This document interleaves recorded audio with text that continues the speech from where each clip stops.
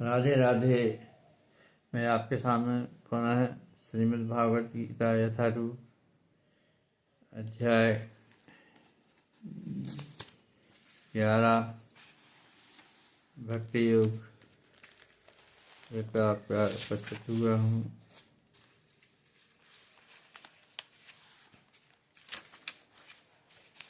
आप सभी का बहुत बहुत आभारी हूँ। आज से आपको ये सब अच्छा लगेगा सुन के।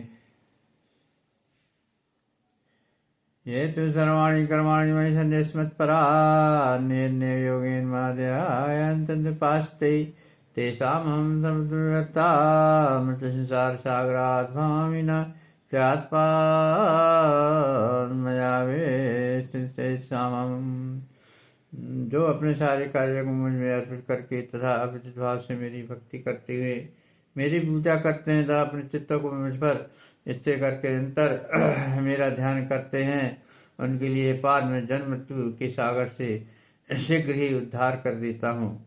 तात्पर्य यह है कि भक्त अत्यंत भाग्यशाली हैं जो भगवान उनको भवसागर से उद्धार कर देते हैं। शुद्ध भक्ति करने पर मुझको इसकी अनुभूति होने लगती है, अनुभव होने लगता है कि ईश्वर महान है, जीवात्मा उसके अधीन है। उनका कर्तव्य है कि भगवान की भक्ति करते रहें, सेवा करते रहें। जैसा कि भक्ति से परमेश्वर को ही पहचाना जा सकता है, तब मनुष्य को चाहिए कि वह पूर्ण रूप से एकाग्र भाव से भगवान कृष्ण की भक्ति करना चाहिए, ऐसे कर्म करना चाहिए जो कृष्ण के लिए ही हो।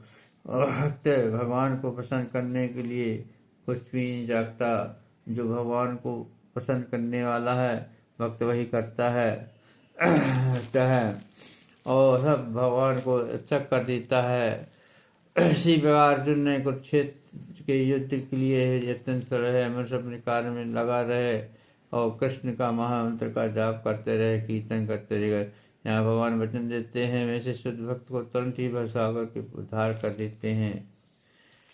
नयामि परम स्थान मनुचित्रकटम विना गुणनिष्कारोगी यथा तात्पर्य कि वैकुंठ लोक में आत्मा को ले जाने के लिए भक्त को अष्टांग योग साधने की आवश्यकता नहीं है। इसका भार भगवान स्वयं अपने ऊपर ले लेते हैं। स्पष्ट कि स्वयं ही उद्धारक बनते हैं। बालक अपने माता द्वारा अपने द्वारा ही सुरक्षित महसूस करता है, जिससे कि उसकी स्थिति सुरक्षित रहती है। इसी प्रकार भक्त को योगाभ्यास द्वारा अन्य लोगों को जानने के प्रयत्न की आवश्यकता नहीं होती। अपितु भगवान अपने अनुग्रह स्वयं ही अपने पक्षवाहन गण पर सवार होकर तुरंत भक्त के पास जाते और भवसागर से उद्धार कर देते हैं, वार देते हैं।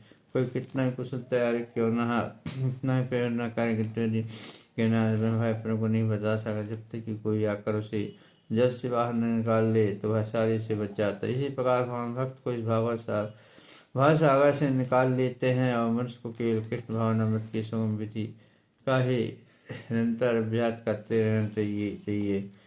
केवल कृष्ण ही पवित्र नाम हरि कृष्ण कृष्ण हरि राम का कीर्तन करने से भक्त सरलता सुख और परम धाम को पहुंच जाता है। सर्वधाम प्रत्यात्माकम ग्रहण व्रते आत्म सर्वोभ्यम मोत्यामि सूर्य। आत्म संस्कार ही अनुसम विधियों का त्याग करके और कृष्ण भावना मत में भक्ति करना चाहिए। ऐसे जीवन की चरम सिद्धि प्राप्त हो जाती है। मनुष्य को अपने जीवन के पाप कर्म पर विचार करने की आवश्यकता नहीं, केवल भगवान के प्रति अनुरागमय होकर भक्ति करते रहना चाहिए। मध्यम अनादसमय मध्यम निवेश नवाशिष्यत मध्यम अदूतन संशया। मुझे भगवान में अपने चित्त को स्थिर करो, मुझ भगवान ने अपने चित्त को स्थिर करो, अपनी सारी बुद्धि मुझ में लगाओ।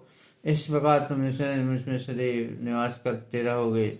भगवान कृष्ण की भक्ति में जो रहता है, लीन होता है, उसे परमेश्वर प्रत्यक्ष ही संबंध हो जाता है। अतः उसे किसी प्रकार का संदेह नहीं करना चाहिए। भक्त कभी भौतिक धरातल पर नहीं रहता, उसे देव कृष्ण की में ही वास करता रहता। भगवान का पवित्र नाम पवित्र कीर्तन हमेशा करते रहते हैं और सदैव कृष्ण कीर्तन करता है। दुखिता के अनंतांग शांति की जिन्हा पर रूप में उसी ग्रहण करते हैं। इस तरह भक्त चुस्त होकर भी कृष्ण में हो जाता है। जिस प्रकार सेवा में नहीं लगता, वह नहीं समझ पाता कि कैसे होता है। इसलिए भगवत गीता निवेदित ग्रंथों में सत्य की है।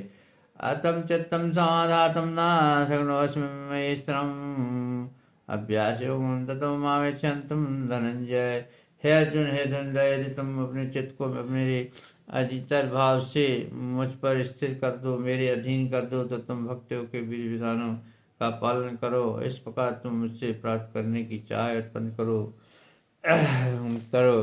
तात्पर्य श्लोक में भक्तियों के तो पत्थर बीते बताए हैं। विश्व भक्ति को लागू, जिसने दिव्य प्रेम द्वारा भगवान कृष्ण के प्रति वास्तविक प्रेम तल दिखलाया है। दूसरी विधि उसके लिए जिस प्रकार से भगवान कृष्ण की वजह से नहीं उत्पन्न होती है, भक्ति उत्पन्न नहीं होती। इसलिए जिसे के नाना प्रकार विधि विधान जिनका पालन करने में अंत शक्ति अवस्था को प्राप्त कर लेता है।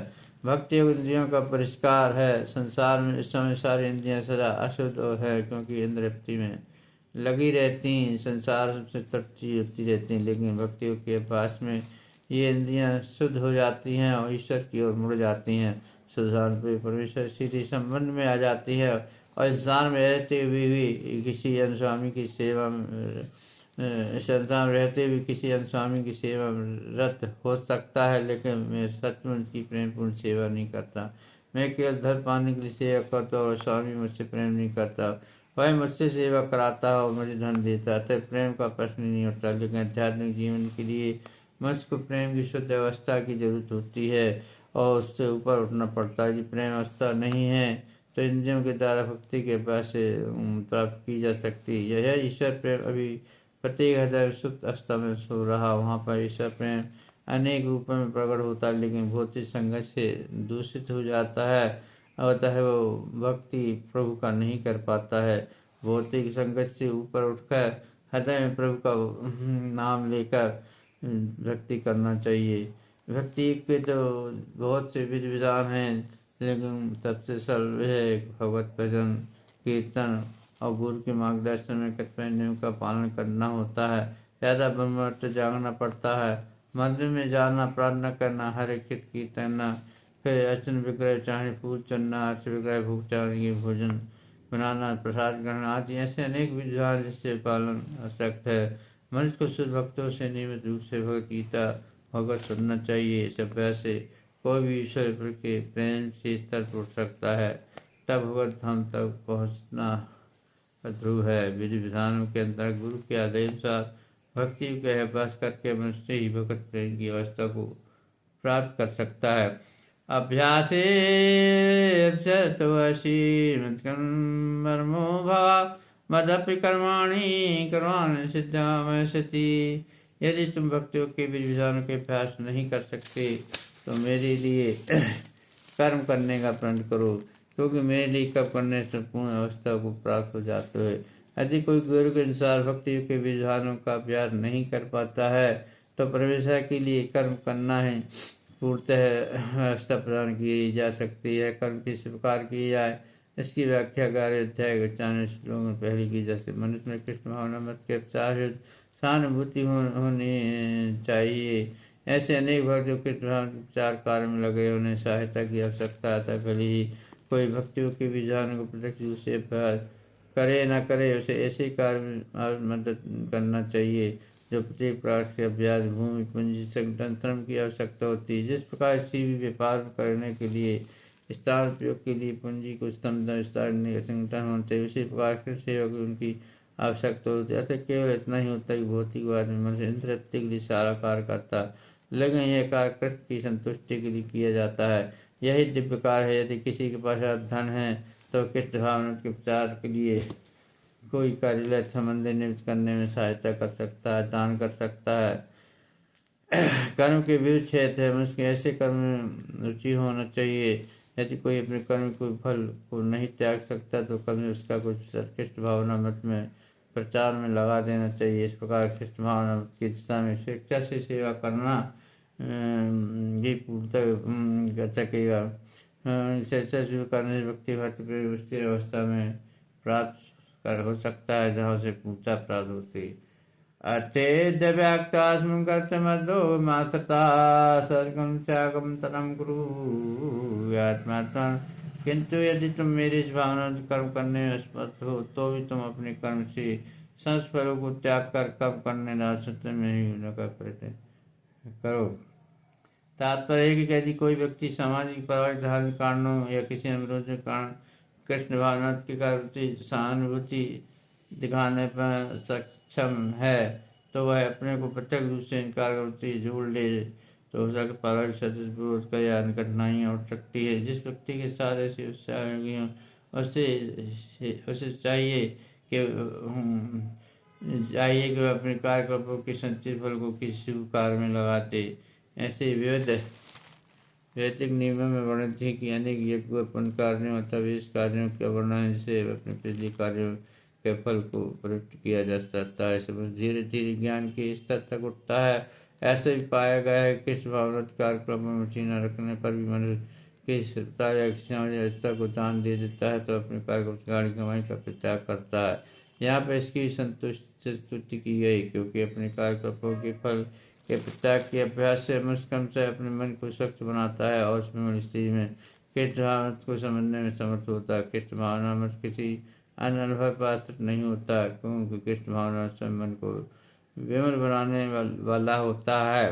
किंतु यदि कृष्ण भावना मृत का स्वीकार करने में किसी प्रकार अवरोध हो तो मनुष्य को चाहिए कि अपने कर्म फल को त्याग करने का प्रण करे। ऐसी दशा में समाज सेवा, समुदाय सेवा, राष्ट्रीय सेवा, देश की रक्षा आदि कार्य करना चाहिए जिससे एक दिन मनुष्य भगवान की शुद्ध भक्ति को प्राप्त कर सकता है।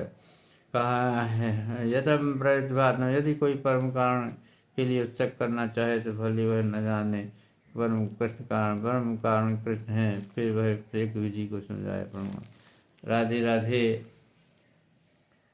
आज का प्रसंग ही विश्राम किया जाता है। कल पुनः आपके पास लोकमंग 12 लेकर प्रस्तुत। राधे कृष्ण हरे कृष्ण हरे मुरारी हरे कृष्ण हेत नाथ नारायण वासुदेवा। हरे कृष्ण हरे गोविंदम हरे मुरारी हे नाथ वासुदेवा। हरे कृष्ण कृष्ण कृष्ण हरे कृष्ण कृष्ण गोविंदम हरे मुरारी हे नाथ वासुदेवा।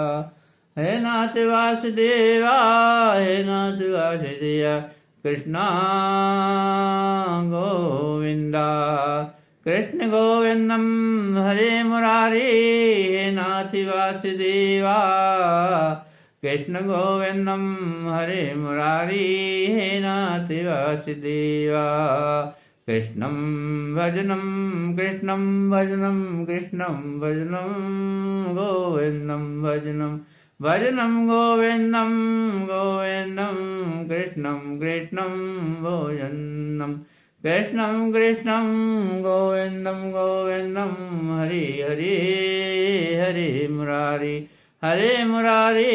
हरे मुरारी जय गिरधारी जय गोपाला कृष्ण मुरारी जय गोपाला कृष्णं कृष्णं भजनं कृष्णा कृष्णा भज गोविंदं भज गोविंदं भज गोविंदं हरे मुरारी हे नाथ वासुदेवा। हरे कृष्ण गोविंदम हरे मुरारी हे नाथ वासुदेवा।